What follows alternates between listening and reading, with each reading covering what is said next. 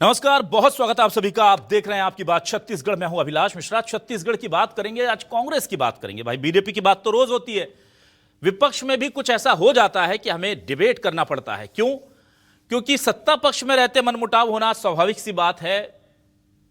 कांग्रेस की सरकार में हुए भी थे, पर वो मनमुटाव दूर होने की बजाय बढ़ते जा रहे हैं। पीसीसी चीफ यानी कि प्रदेश कांग्रेस कमेटी के अध्यक्ष की कुर्सी इन दिनों अनार की तरह हो गई है, जिसके लिए 100 बीमार घूम रहे हैं। कभी रविंद्र चौबे जी कह देते हैं कि भूपेश बघेल साहब जो हमारे हैं उन्हें पीसीसी चीफ बना देना चाहिए, बाद में सफाई दे देते हैं। टीएस सिंहदेव साहब ने हाल ही में इच्छा जता दी कि वो अगर उन्हें यह कुर्सी मिलती है, प्रदेश अध्यक्ष बनाए जाते हैं, तो इसे स्वीकार करेंगे और काम करेंगे। अब दीपक बैज जी को लगा कि भाई लो, एक बड़ी मुश्किल से कुर्सी मेरे पास है, उसके पीछे सारे दिग्गज लग गए। तो उन्होंने टीएस सिंहदेव साहब को दिल्ली का रास्ता दिखा दिया कि दिल्ली में आपके कनेक्शंस अच्छे हैं, आप दिल्ली जाके काम कीजिए। टीएस सिंहदेव साहब का पलटवार आता है और कहते हैं, क्या कहते हैं वो? ये कहते हैं कि भाई, हम जो है वो युवा हैं और काम करने की इच्छा है, काम प्रदेश में करना चाहते हैं। मैं पीसीआर से दरख्वास्त करूंगा कि जरा बगल में मेरे दिखाइए कि क्या चल रहा है वहां पर। जरा कुर्सी का वो नजारा दिखाइए, उसको लेकर के किस तरह से यहां चीजें दिख रही हैं। ये देखिए पीसीसी चीफ की एक कुर्सी है और उससे मोहब्बत करने वाले तीन नेताजी हैं हमारे। ये तीन नेताजी क्या चाह रहे हैं भाई? कि ये कुर्सी उनको मिल जाए। ये हम नहीं कह रहे। भूपेश बघेल जी के लिए रविंद्र चौबे साहब फील्डिंग कर रहे हैं, दीपक बैज साहब तो उस कुर्सी पर बैठे ही हैं, और टीएस सिंहदेव साहब मंशा जता चुके हैं। अब हालत यह है कि इन्हें कुर्सी मिलेगी या इस चक्कर में इस कुर्सी की महिमा है वो खत्म हो जाएगी। और बीजेपी के तो मजे लेने के दिन शुरू हुए हैं। बहुत कम वक्त मिलता है जब आप सत्ता पक्ष में होते हो कि आप दूसरों पर तंज कस सको, क्योंकि सारे तीर आप ही की तरफ चल रहे होते हैं। तो बीजेपी ने पलटवार करने शुरू कर दिए हैं, गुटबाजी के आरोप लगा दिए हैं, पर कांग्रेस कह रही है सब ठीक है, कोई दिक्कत नहीं है। तो क्या वाकई में अब कांग्रेस बड़ी फूट की तरफ बढ़ रही है? क्योंकि तीन दिग्गज, तीनों की ख्वाहिश एक, तो फिर तो दिक्कत होगी। इसी मुद्दे पर करते हैं आज आपकी बात।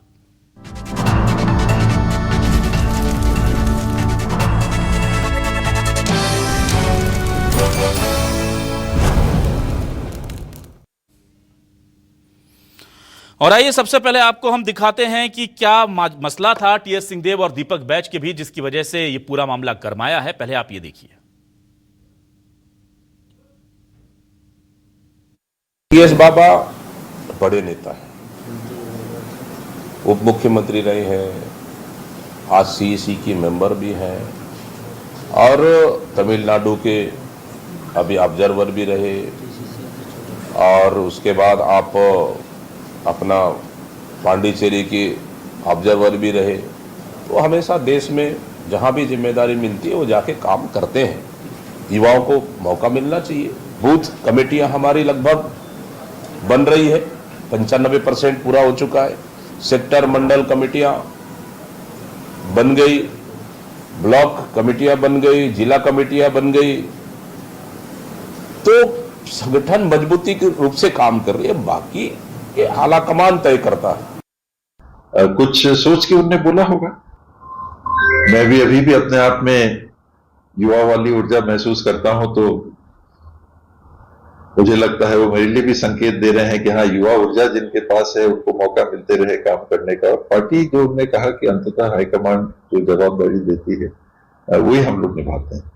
दीपक भाई ने अपनी तरफ से एक सलाह दिया है, तो ठीक है, वो सलाह उन्होंने दिया, कोई हर्जा नहीं। हम लोग साथी हैं, एक साथ काम करते हैं, एक दूसरे के लिए सलाह हम लोग देते रहते हैं।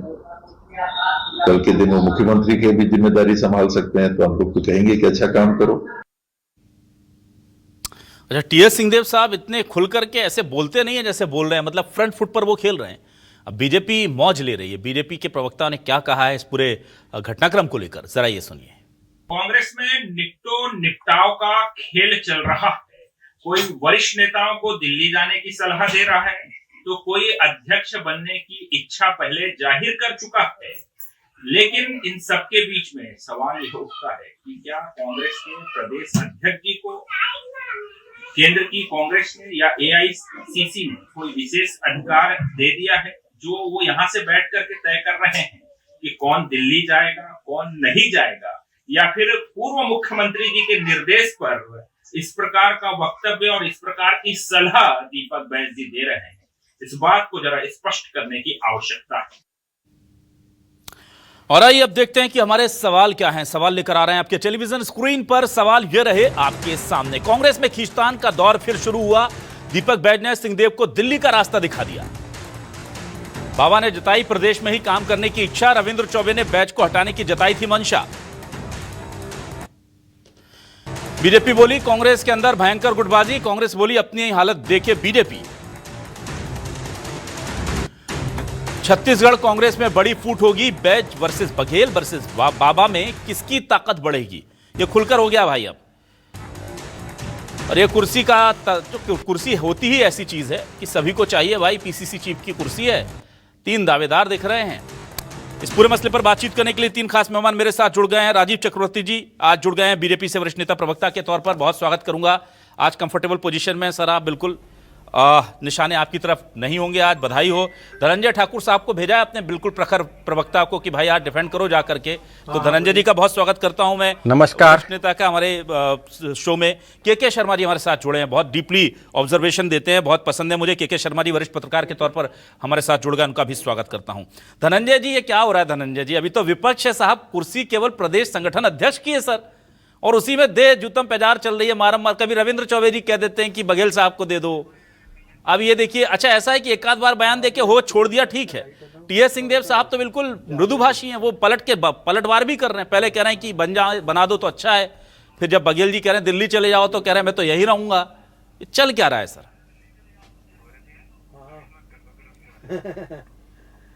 देखिए अभिलाष जी, कांग्रेस पार्टी में लोकतंत्र है। सभी को अपनी बात रखने का और सभी को अपनी इच्छा जाहिर करने का अधिकार है। और प्रदेश कांग्रेस से दीपक बैज जी के नेतृत्व में चाहे टीएस सिंहदेव जी हो या भूपेश बघेल जी हो या नेता प्रतिपक्ष चरणदास महंत जी हो और हमारे के कार्यकर्ता और नेता, हम जनता की आवाज़ को उठा रहे हैं। चाहे प्रदेश में बढ़ते आपराधिक घटनाएं हो, चाहे पेपर लीक का मसला हो, या प्रदेश में महंगी बिजली हो, या महिलाओं के ऊपर जो अत्याचार हो रहे उसके बात में कर लूँ, या सुशासन का ढिंडोरा पीट कर जो प्रदेश की जनता के साथ जो भेदभाव लूटपाट हो रही है उसके खिलाफ किसानों की आवाज़, युवाओं की आवाज़, महिलाओं की आवाज़, व्यापारियों की आवाज़ हमारे नेता उठा रहे हैं जी। एकजुटता के साथ उठा रहे हैं ना। और इसी से भारतीय जनता पार्टी को पीड़ा हो रही है कि कांग्रेस के नेता एकजुटता के साथ कैसे काम कर रहे हैं। क्योंकि भाजपा तो तानाशाही पार्टी है ना, वो तो चाहते नहीं कि उस सरकार की कोई आलोचना करे। सरकार के खिलाफ ना किसान बोले, ना सरकार के खिलाफ पत्रकार बोले, ना सरकार के खिलाफ जनता बोले, और विपक्ष तो मजबूती से बोल रहा है।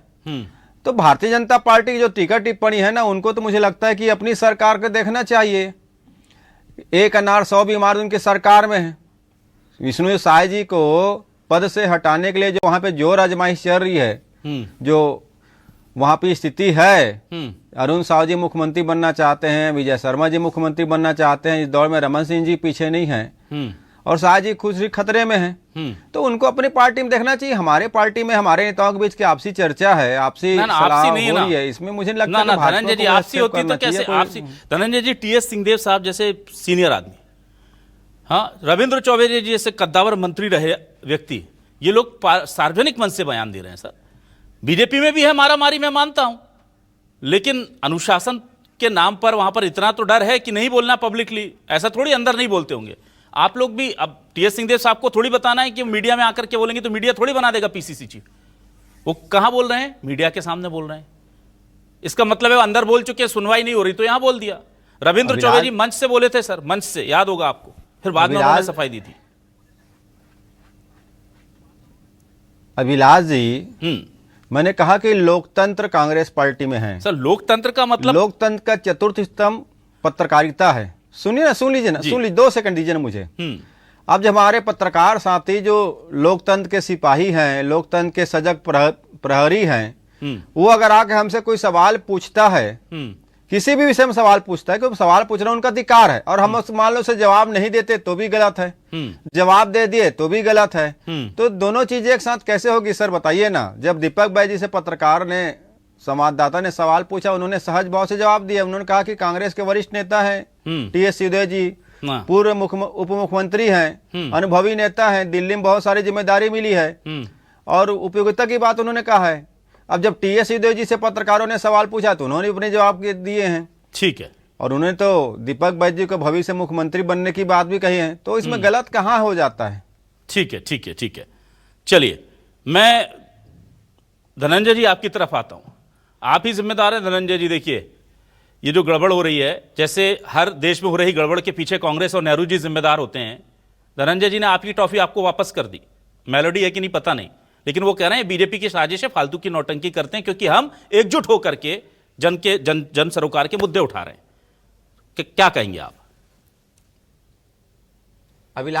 अभिलाष जी, आपका सवाल मुझे लगता है कि राजीव चक्रवर्ती से है। मैं राजीव जी से माफ। जी, हाँ, जी। राजीव जी, ठीक है, राजीव जी हम मुझसे हाँ, अभिलाष जी। हाँ, प्लीज प्लीज आपसे है। जी जी जी अभिलाष जी, एक कहावत थी जो आज चरितार्थ हो रही है, अपनी अपनी डफली अपना अपना राग, और नहीं सुन राग तो दे दनादन फाग, गाले फाग।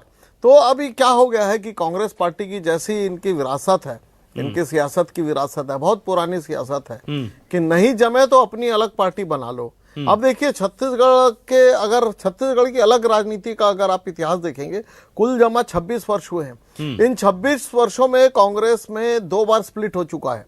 एक बार विद्याचरण शुक्ल जी ने एनसीपी अलग बना ली, जोगी जी ने जोगी कांग्रेस अलग बना ली, छत्तीसगढ़ जैसे आई छत्तीसगढ़ जोगी कांग्रेस। और उसके बाद अभी जो ये युद्ध चल रहा है, बिल्कुल सही कैप्शन था कि कांग्रेस के अंदर फूट जो थी, कांग्रेस की जो खिचड़ी पक रही थी राजनीति की, अब उस खिचड़ी से बू आनी शुरू हो गई है, विद्रोह की, झगड़ने की। अगर टीएस बाबा जी कहते हैं मैं भाई वयोवृद्ध नहीं हूं, मैं तो कूदता हूं ऊपर से, और उधर बैज जी कह रहे युवाओं को मौका दो, तो इसके मायने कि तीर चल रहे हैं अलग अलग खेमों से। और कहीं ऐसा ना हो कि ये रिपीट हो कि जैसे 2001 में अलग हो गए थे, 2003 में विद्याचरण शुक्ल जी, जोगी जी अलग हो गए थे 2018 के आसपास। तो ये जो चल रहा है लब्बो-लुआब यही है कि कांग्रेस पार्टी में कुछ अच्छा नहीं चल रहा है। मेरे मित्र ने बहुत सही कहा कि भाई हमारी पार्टी का मामला हम देखेंगे, लेकिन देखिए राजनीति में जब प्रतिपक्ष आमने सामने होता है तो सब थोड़े सा झांकते हैं चल क्या रहा है, और चल यही रहा है कि दीपक बैज जी का कार्यकाल पूरा हो चुका है। कोई नियुक्ति होती है ओबीसी मोर्चे की, ऑल इंडिया कांग्रेस कमेटी नियुक्ति भेजती है, उसे दीपक जी अपना भेज देते हैं। मुझे तो ऐसा लगता है कि टीएस सिंहदेव जी दीपक की लौ को बुझाकर रहेंगे, और दीपक बैज जी की जो दीपक की लौ है वो टिमटिमा रही है। इसी को देखकर, जैसे दीपक बुझने के पहले टिमटिमाता है, तो दीपक बैज जी सोच रहे हैं कि अब मेरा कार्यकाल हो गया, मैंने कमेटियां बना दी। अभी आपके स्क्रीन में सुन, मैंने अर्श से फर्श तक की पूरी कमेटियां बना दी है, अब मेरे को क्यों हटाया जाए। अब टीएस सिंहदेव जी भी बनना चाहते हैं, भूपेश बघेल जी को बड़ा इंटरेस्ट है, और कांग्रेस के लोग कहते हैं भाजपा के संत महंत, तो महंत जी का भी एक धड़ा है, बाबा जी का भी एक धड़ा है, और दीपक बैज जी की लौ बुझ रही है और लौ बुझाने के लिए तैयार है। चलिए ठीक है, मैं जल्दी से के शर्मा जी के पास आता हूं इस मुद्दे पर बात करने के लिए। ठीक है, के शर्मा जी, सर ये चल क्या रहा है अब? मतलब देखिए, इस तरह से खुलकर के चीजें सामने आ रही हैं, क्या कोई बड़ा फैसला आने वाला वक्त आ गया? दीपक बैज जी का कार्यकाल खत्म हो रहा है, इसलिए दावेदारी ठोकी जा रही है, और ये इतने वरिष्ठ नेता इतने ज्यादा डेस्परेट मूव क्यों कर रहे हैं, डेस्परेट बयान क्यों दे रहे हैं? रविंद्र चौबे, भूपेश बघेल, दीपक बैज, टीएस सिंहदेव, ये तो बहुत बड़े बड़े कद्दावर नेता हैं। देखिए, कांग्रेस में इस तरह से बयान महीनों से चल रहे हैं। रविंद्र चौबे का बयान तो आप जान रहे हैं बहुत दिन हो चुके हैं। उसके बाद टीएस सिंहदेव बार बार ये बात कहते रहे हैं, अभी प्रदेश का दौरा भी कर रहे हैं। भूपेश बघेल का बयान आया, यदि दौरा कर रहे हैं तो अच्छी बात है। इसमें कांग्रेस के किसी नेता ने आपत्ति नहीं की, भाजपा को इससे दर्द क्यों हो रहा है, ये बयान आया। उसके बाद अभी चल रहा है कि एक देखिए कि जय वीरू की जोड़ी जो बनी थी, उसकी स्थिति को लेकर स्पष्ट कर दिया टीएस ने कि एक से नया जय वीरू की जोड़ी बन सकती, हर बार वही टीम नहीं रहती है। लेकिन 2018 के चुनाव में जो जन घोषणा पत्र बना, उसमें नेता प्रतिपक्ष रहते हुए टीएस सिंहदेव की महत्वपूर्ण भूमिका रही। उसके बाद हाईकमान ने, यदि हुआ है 2.5 साल की बात को नकारा जाता है, लेकिन यदि 2.5 साल की बात आई तो गलती वहीं से शुरू हुई, जय वीरू की जोड़ी टूटना शुरू हो गया, अंततः उप मुख्यमंत्री बनाना पड़ा। अब जाके जब एकजुटता की बात आ रही है तो आदिवासी युवा नेता के चेहरे के रूप में दीपक बैज को आगे लाया गया, मोहन मरकाम को मंत्री बनाया गया। इसमें भूपेश बघेल, आप कह रहे थे, एक सवाल आपका चल रहा था कि तीनों में से किसकी चलेगी, तो चलेगी तो भूपेश बघेल की, राष्ट्रीय महासचिव है और गांधी परिवार के बहुत नजदीक है, तमाम प्रकार की जिम्मेदारियों को लेकर एक ओबीसी चेहरे के रूप में सामने है। अब यहाँ पे बात आती है, उनको जब अध्यक्ष बनाने की बात आई तो वो इनकार करने की बात आई कि मतलब रविंद्र चौबे के अपने विचार है पर्सनल, ये बात आई और उन्होंने खंडन भी किया रविंद्र चौबे। मेरा कहने का मतलब ये नहीं था, दीपक बैस के बाद भी जाके पहुंच गए थे रविंद्र चौबे जी, ये भी बात हुई कांग्रेस भवन में। बात यहाँ पे आती है कि जब कांग्रेस की स्थिति क्या है, सरगुजा में 14 सीट आपके पास है, 14 के 14 सीट आप हार गए, इसके लिए जिम्मेदार कौन है? गुटबाजी चला कि नहीं, किसको टिकट देना है किसको नहीं देना है, टीएस सिंहदेव और अन्य विधायकों के बृहस्पति सिंह वगैरह का विवाद तो आप जानते ही हैं। उसी तरह बस्तर में आप देखिए कि बस्तर में 12 में से आपके पास 4 बचे हैं, सांसद दोनों जगह नहीं है।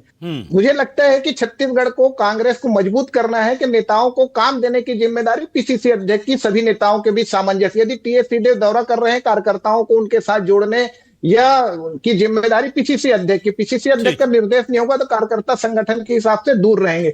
सभी चाहते हैं कि कांग्रेस मजबूत हो, लेकिन मैं ज्यादा सक्षम हूं इस बात को लेकर शायद बयानबाजी हो रही है। और दिल्ली जाने की जो बात है तो दिल्ली जाने के लिए भी हाईकमान तय करेगा, और ये सब की जिम्मेदारी कहीं न कहीं सचिन पायलट को लेनी चाहिए कि वरिष्ठ नेताओं के बीच कैसे एक सामंजस्य समन्वय स्थापित किया जाए। राजस्थान की राजनीति में निश्चित रूप से वहां भी वही स्थिति है, मुख्यमंत्री की दौड़ में वो भी शामिल रहते हैं, और वहां के साथ साथ छत्तीसगढ़ की जिम्मेदारी देना, और छत्तीसगढ़ में जो स्थिति बन रही है मेहनत से, मुझे लगता है कि पायलट को यहाँ अधिक समय देने की आवश्यकता है और एक मंच पर सबको लाने की आवश्यकता है कि पीसीसी अध्यक्ष कौन रहेगा, अभी कोई परिवर्तन होना है कि नहीं होना, क्या है। ठीक है, चलिए धनंजय ठाकुर साहब आपके पास आता हूं। धनंजय ठाकुर साहब, देखिए ये बात बिल्कुल सही है कि आपके पार्टी में ज्यादा लोकतंत्र जो है मुखर होकर के दिखता है, लेकिन तय प्रक्रिया होती है, तय पैमाना होता है, और ये तो सबसे वरिष्ठ है, हमसे ज्यादा इन लोगों ने देखी हैं चीजें।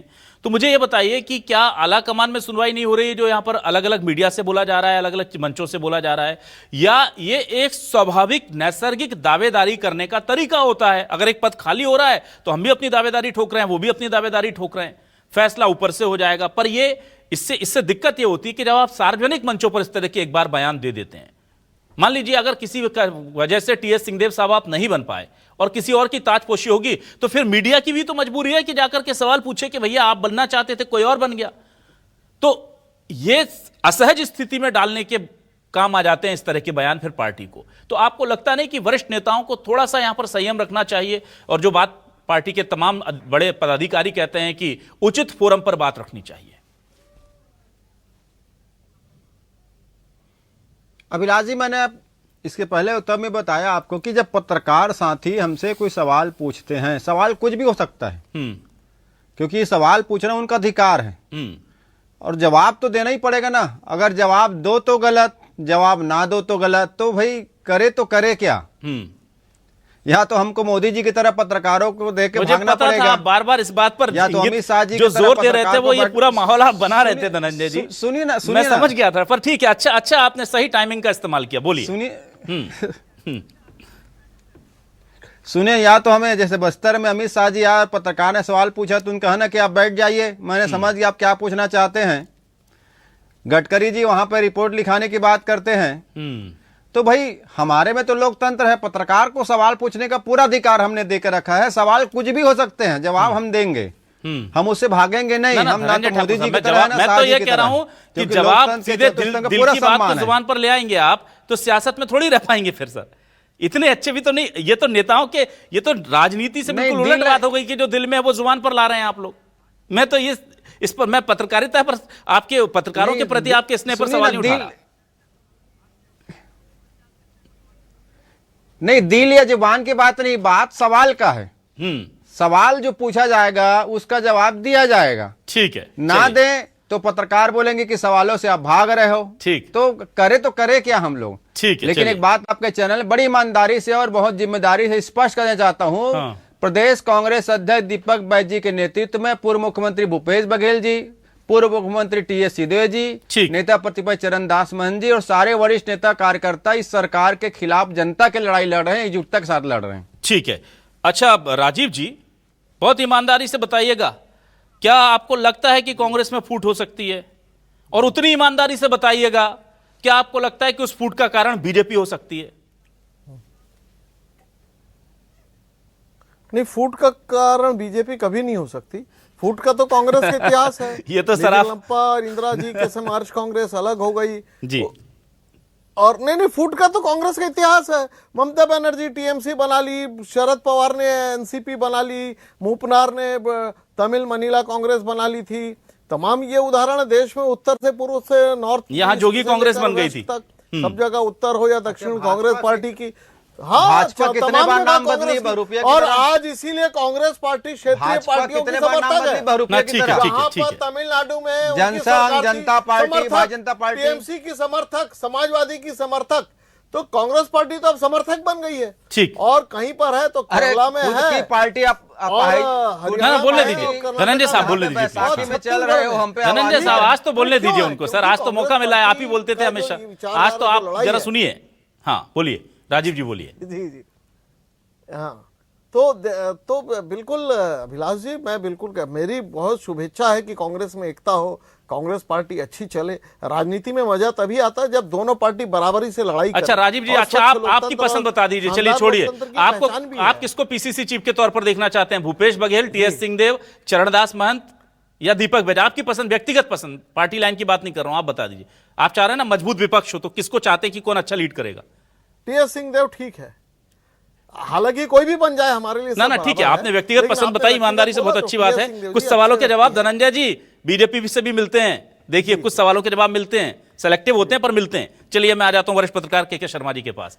के शर्मा जी, सर मेरा सीधा सवाल यह है कि अब प्रदेश अध्यक्ष पद जब खाली होगा तो उस पर सबसे प्रबल दावेदारी किसकी है, और क्या भूपेश बघेल ये रिस्क लेंगे कि वो संगठन की कमान संभालें? क्योंकि अगर वो संगठन पर रहते हैं तो फिर वो चीफ मिनिस्टर की रेस में हमने देखा अमूमन वो लोग पीछे छूट जाते हैं। या वो डेयर करेंगे, या वो चाहेंगे कि टीएस सिंहदेव का कुशल प्रबंधन और उनकी बेहतर रणनीति बहुत काम की है कि फिर से इस बार हो जाए। पर फिर इस बार तो टीएस सिंहदेव खाली हाथ रहने वाले नहीं, वो कहेंगे 2.5 साल वाला लिखित में दो और सबके सामने, मीडिया के सामने आकर के दो पहले। तो आपको क्या लग रहा है, मतलब who will be the next from Deepak Baij? PCC chief के पद जो है उसको आप मुख्यमंत्री से जोड़िए। कांग्रेस में देखिए भूपेश बघेल एक थे, पीसीसी चीफ थे और वहां पे मुख्यमंत्री बन गए। दूसरे दावेदार के रूप में नेता प्रतिपक्ष टीएस सिंहदेव थे, तो वो कहीं न कहीं अधूरा रह गया। तो अब जाके बात आ रही है कि छत्तीसगढ़ में आदिवासी मुख्यमंत्री है, तो आप स्पष्ट देखिए कि आदिवासी चेहरा ही अभी में पीसीसी चीफ के रूप में है। और टीएस सिंहदेव को यदि लाना है तो कैसे काम लेना, ये राष्ट्रीय हाईकमान का है। यदि उनको लेते हैं तो फिर भूपेश और टीएस सिंहदेव के बीच कितना बेहतर संबंध है, क्या वो चाहेंगे कि टीएस सिंहदेव यहाँ पे पीसीसी चीफ बने?